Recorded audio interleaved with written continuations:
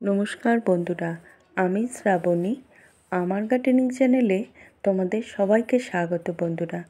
আমি আজকে জবার যে মূলত ভিডিওটা নিয়ে এসেছি, এই সময় তোমরা কি পরিচর্যা করলে প্রচুর ফুল পেতে পারো। শুধু পরিচর্যা না, এই সময় একটা পরিবর্তন আসছে গাছের।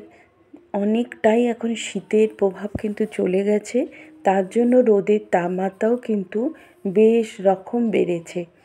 তার জন্য তোমাদের গাছের কিছু পরিচর্যা কিন্তু এই সময়ে বদলাতে হবে। এবং গাছের পাতায় তোমরা দেখতে পারবে যে অনেক পাতায় কিন্তু হলুদ হয়ে যাচ্ছে, পাতা ঝরে যাচ্ছে এবং কুঁড়িগুলো তোমার ঝরে যাবে।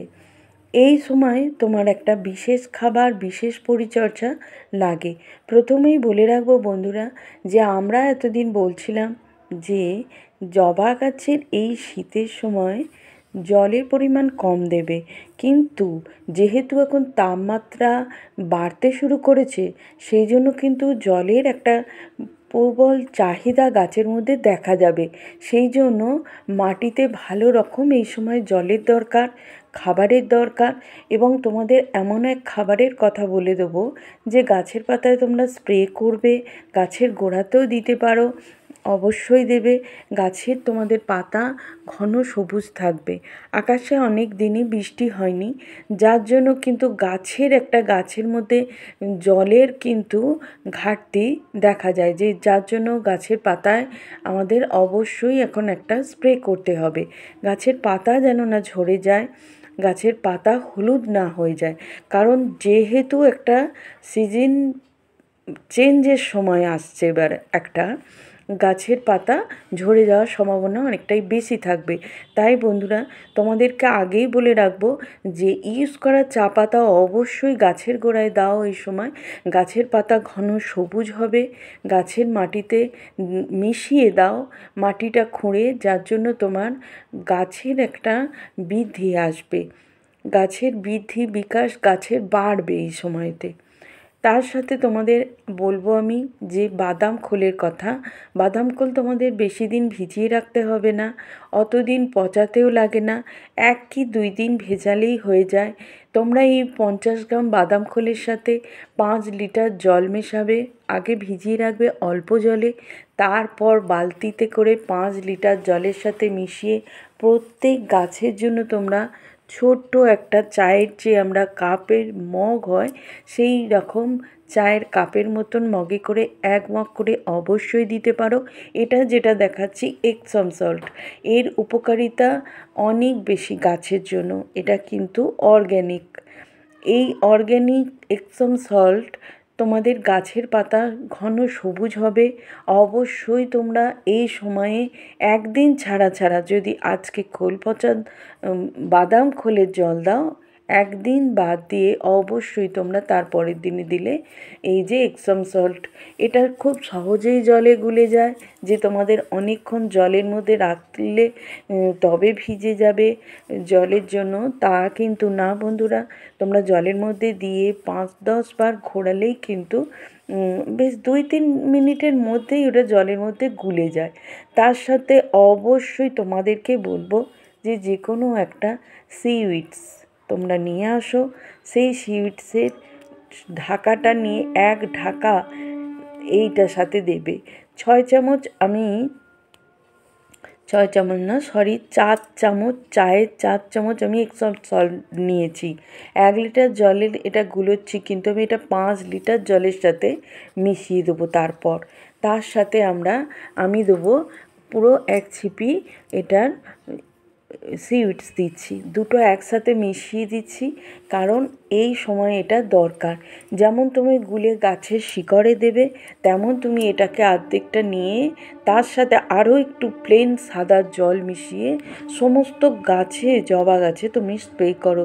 কারণ তোমার গাছের পাতা যেন না একটাও এই সময় বিবর্ণ হয়ে যায়, বিবর্ণ হতে দেবে না বন্ধুরা। আর এই যে সিউইডস, এটাও কিন্তু সম্পূর্ণ জৈব বন্ধুরা। গাছকে ঘন সবুজ দেখার জন্য, গাছে আরও কুঁড়ি আনার জন্য এটাও কিন্তু একটা অনুখাদ্য বা ভিটামিন, যাই বলো, দুটোই কিন্তু বলা চলে বন্ধুরা। এবার গাছে কুঁড়ি আনার জন্য প্রচুর পরিমাণে তোমরা তো বাদাম খোল দিচ্ছ, চা পাতাও গাছের বৃদ্ধি ঘটাচ্ছে, আর তার সাথে দিচ্ছ গাছের পাতা ঘন সবুজ করার জন্য এপসম সল্ট, এবং তার সাথে অনুখাদ্য দিচ্ছ। এটা অবশ্যই তোমরা গাছে স্প্রে করছো এবং গোড়াতেও দিচ্ছ। এইভাবে তোমরা পরিচর্যা করছো। আর একটা কথা বলে দেবো, যেই সময় জাপ পোকার উপদ্রবটা সব থেকে বেশি, এবং আরও এক সপ্তাহ বাদ থেকে দেখবে মিলিবাক্সের উপদ্রব আরও বেশি হয়ে গেছে। তার জন্য তোমরা যে কোনো একটা কাকা জৈব একটা কীটনাশক, সেই কীটনাশক কিন্তু একটা স্প্রে করো 15 দিন অন্তর অন্তর, ঠিক বিকালবেলা সন্ধে নামার অবস্থায়, সেই সময় কিন্তু তোমরা গাছে স্প্রে করবে। আজকে তোমাদের যেহেতু আমি এপসম সল্ট আর সিউইড স্কুলে গাছের গোড়ায় ঢালতে বলেছি, সেটা গাছে স্প্রেও করতে বলেছি। তোমরা একবার এইটা তোমরা 15 দিন অন্তর অন্তর গাছে এই সময় কিন্তু দিতে থাকো বন্ধুরা। তোমরা গাছের ম্যাজিক গাছেতেই পেয়ে যাবে।